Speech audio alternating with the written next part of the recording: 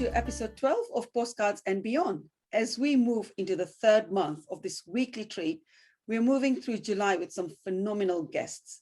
With over 12 years of industry experience and numerous more awards and recognitions, Dillan is widely considered one of the most seasoned technical SEO specialists in London, outside of Google itself.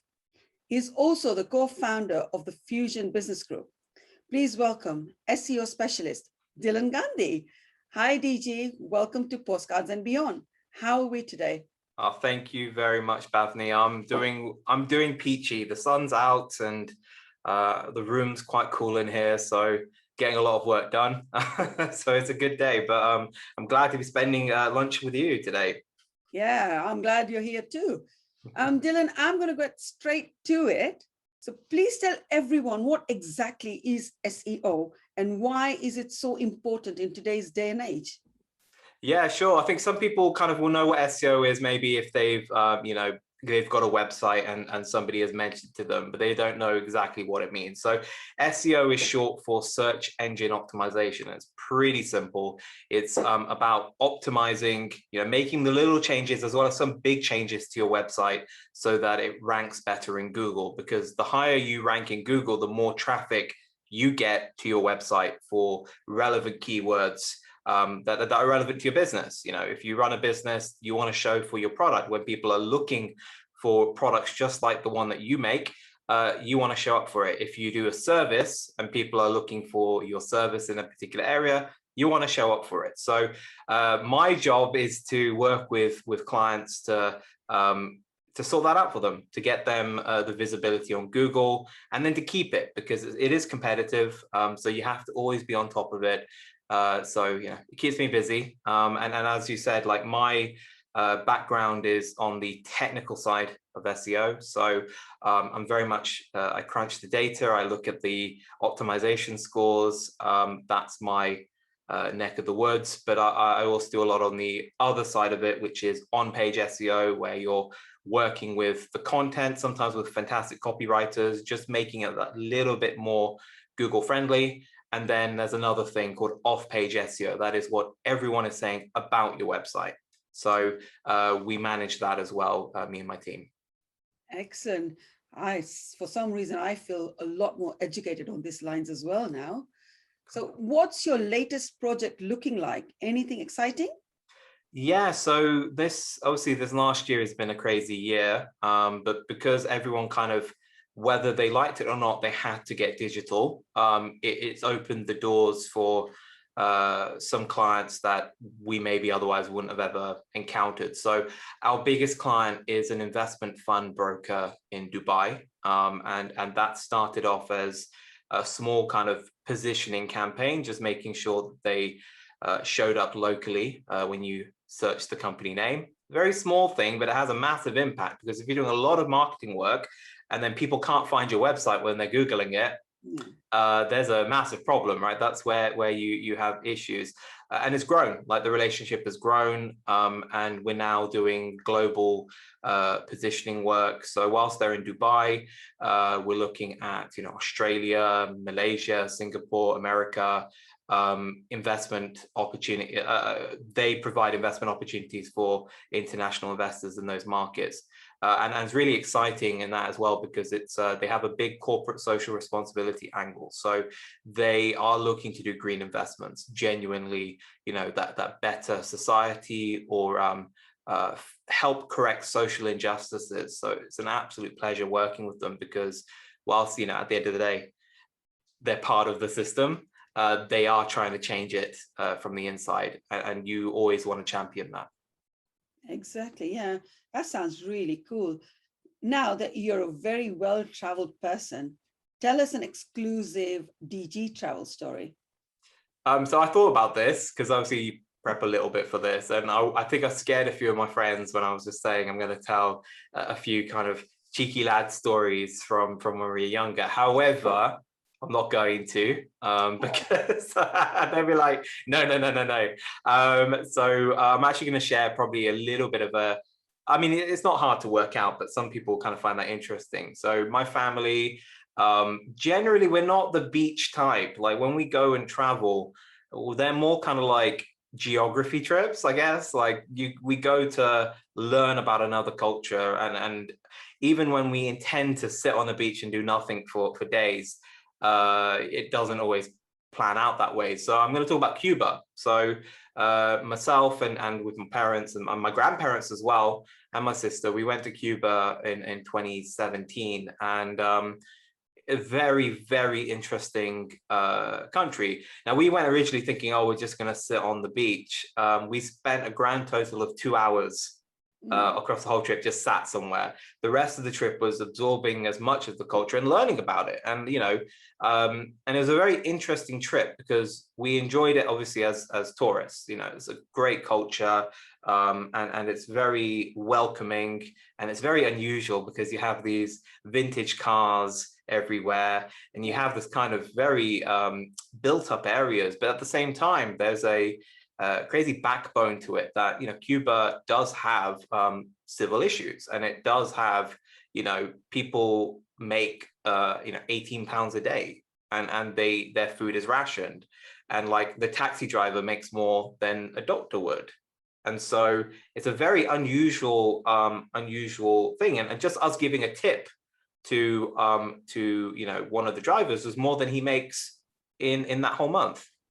And it's just a very unusual economy there, and so you learn and you pick up lots of different things. I always find that fascinating. And so Cuba was one of those where I'm like, you can go and enjoy yourself, but you can also, you know, for a lot of the people there, we're the outside world.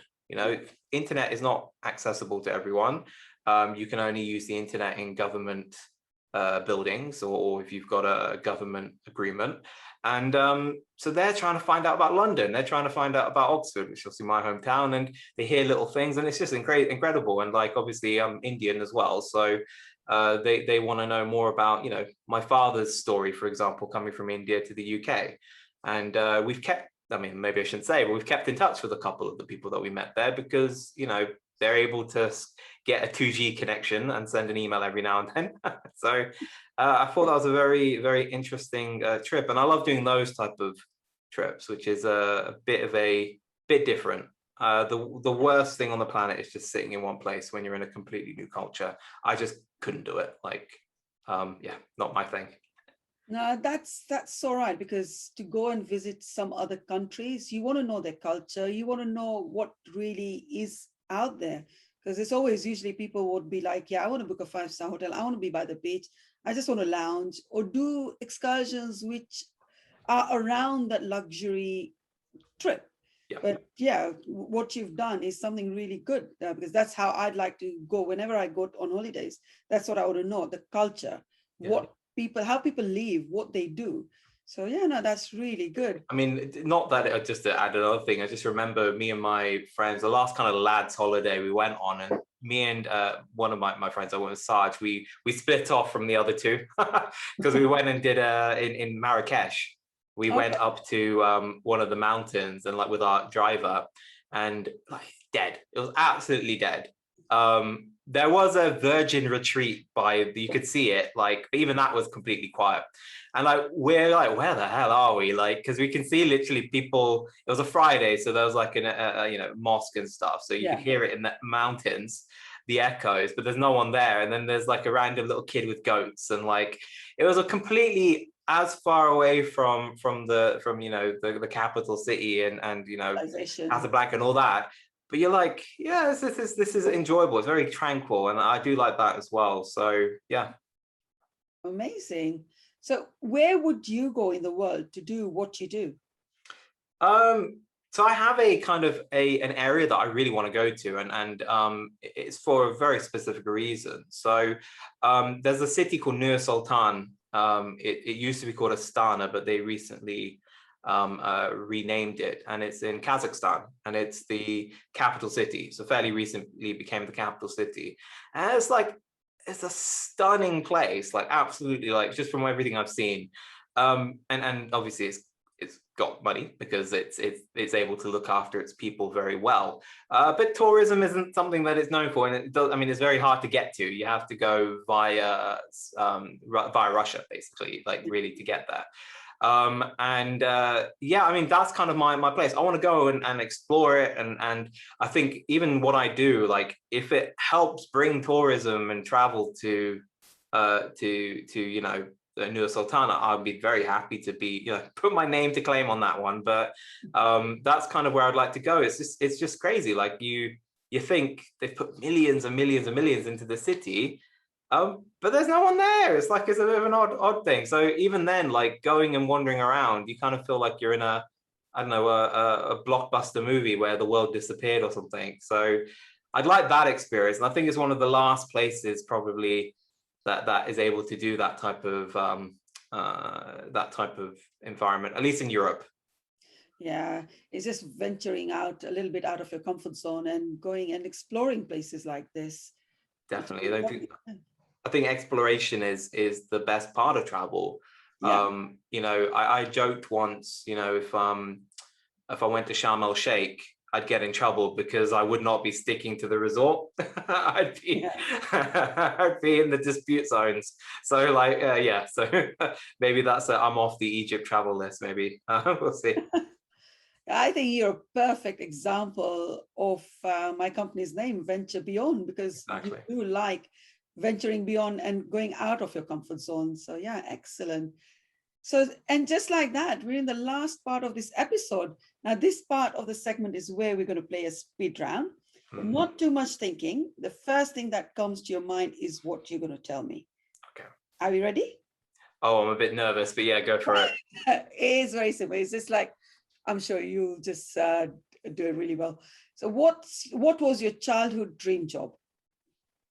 Film director. Okay. What is something you're most knowledgeable about? Is this technical SEO. It's my job to be knowledgeable about it, so I've made it so. Yeah. Have you ever done anything extreme like skydiving? Oh, not skydiving. I'm trying to think the most extreme thing I've done that other people wouldn't.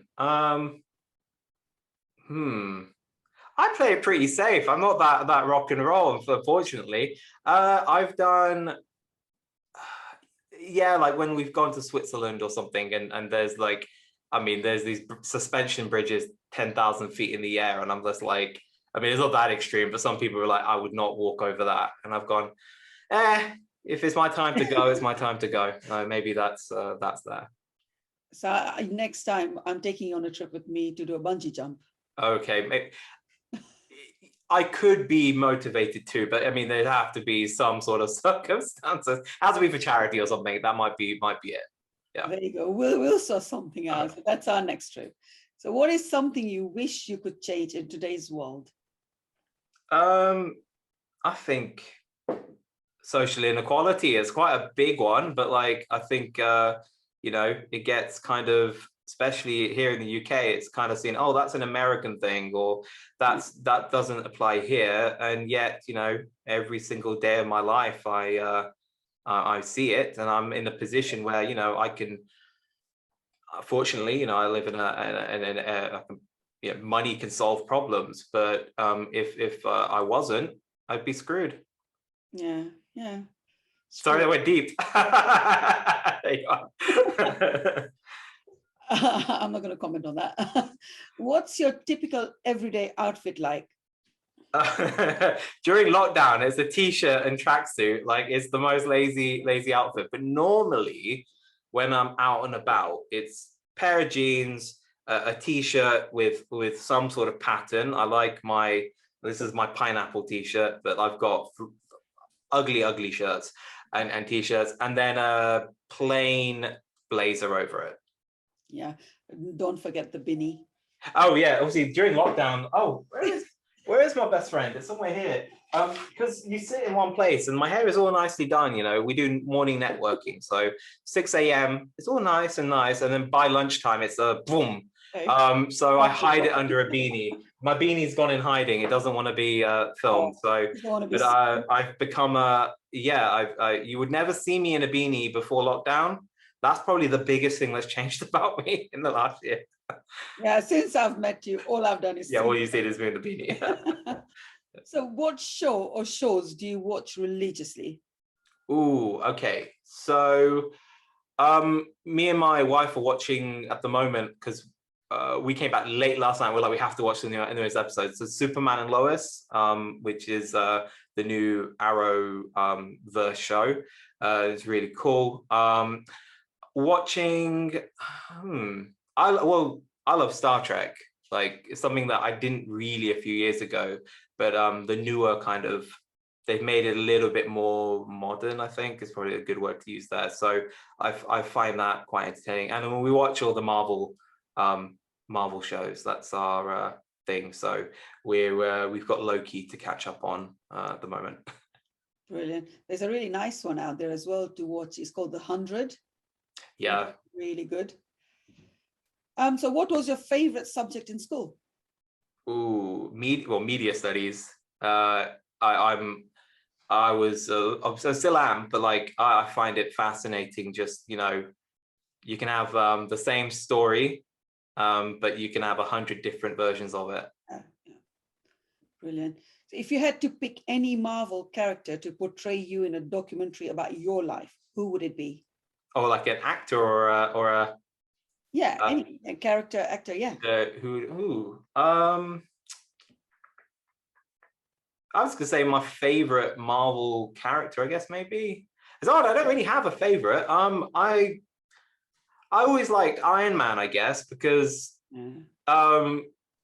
he's a he's a lovable dick. I don't know what to really say to put it on another thing, but like he worked really, really he proved himself in the end. And then what I've always liked, and this is such a nerdy thing, but like if you go back 15 years, Iron Man is not an A-list like at all. Like I knew who Iron Man was because I've seen the cartoon when I was a kid. Awful thing.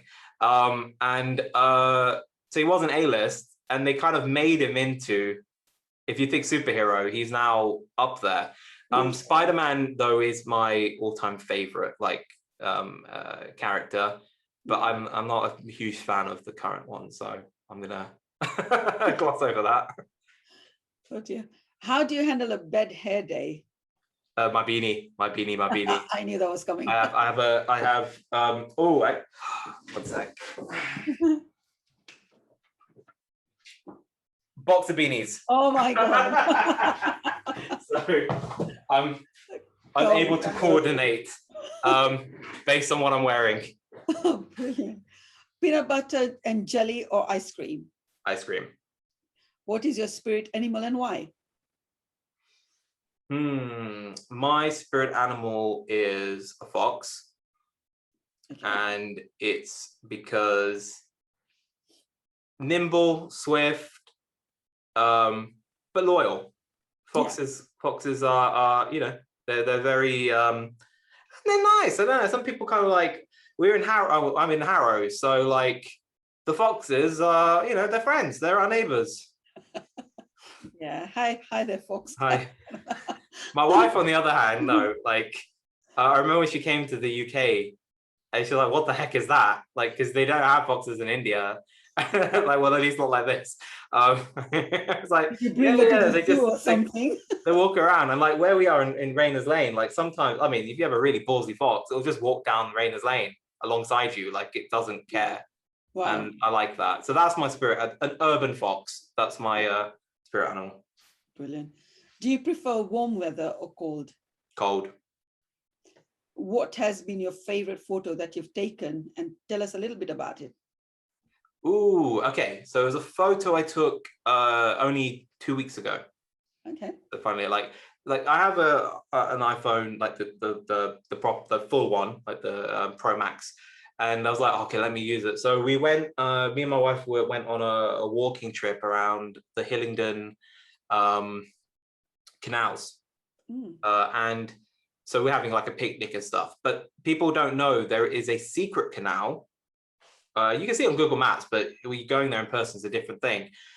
Where government or whoever find abandoned longboats, Okay. they keep them there. So it's like it's the longboat, narrowboat graveyard.